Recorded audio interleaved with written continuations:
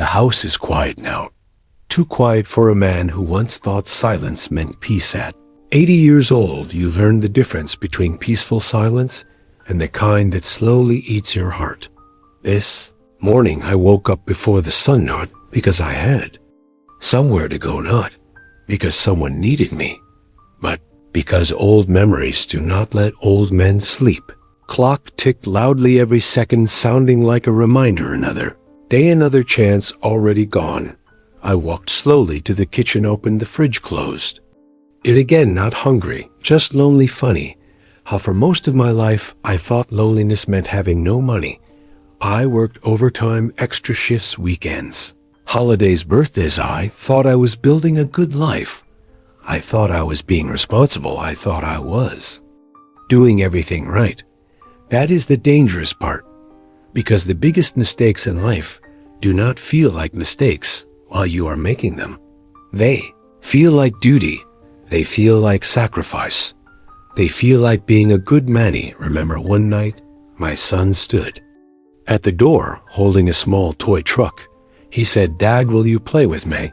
Looked at the clock. I had work early. I said, "Tomorrow." Tomorrow became next week. Next week became never. I cannot remember the project I was working on that night, but I remember the look on his face, clear as yesterday. Life does not destroy you in one big moment.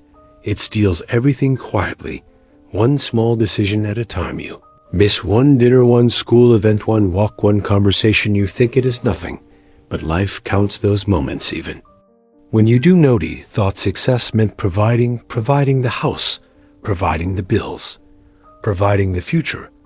No one told me children do not remember the bills you paid. They remember the evenings you were not there.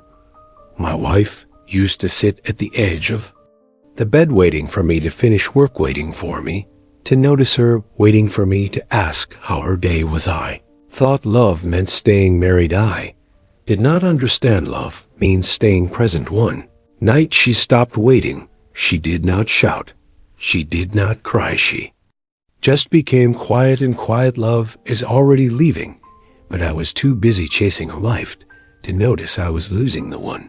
I already had. Years passed fast, too fast. Children grew, voices changed, doors closed more often. Family dinners became rare. Then they became memories. Then they disappeared. And one day the house that once felt too small became too large, too empty, too silent. That is the moment life finally tells you the truth. Success without people is just a well-decorated loneliness. At 75, I opened an old drawer. Inside were drawings, Father's Day cards, crayon letters, tiny handwriting.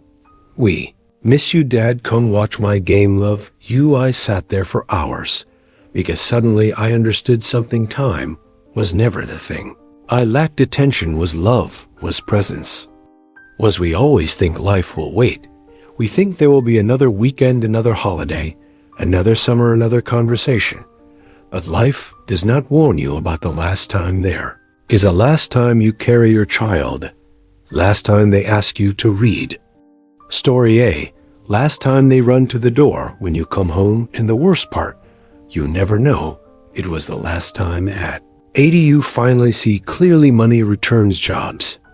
Change houses can be sold, but missed moments never come back. If I could speak to my younger self, I would not tell him to work harder. I would not tell him to save more. I would tell him go home earlier, sit on the floor and play. Hold your wife's hand longer. Listen when your children talk about nothing, because one day that nothing will become everything. You wish you still had. People think the hardest part of aging is the weak body. It is not. The hardest part is remembering the chances you had to love better and realizing how many you rushed past. If you are watching this now and you still have time, do not wait for 80 years to learn this. Close the laptop earlier. Make the call. Visit your parents. Hug your children. Sit beside the person who loves you, because one quiet day you will wake up and the only thing left will be the echo of the life you were too busy to live. 80 years taught me one hard truth. Life was never about the years you survived. It was about the moments you were truly there. And the cruelest thing about time is that it only explains this after most of your chances are gone.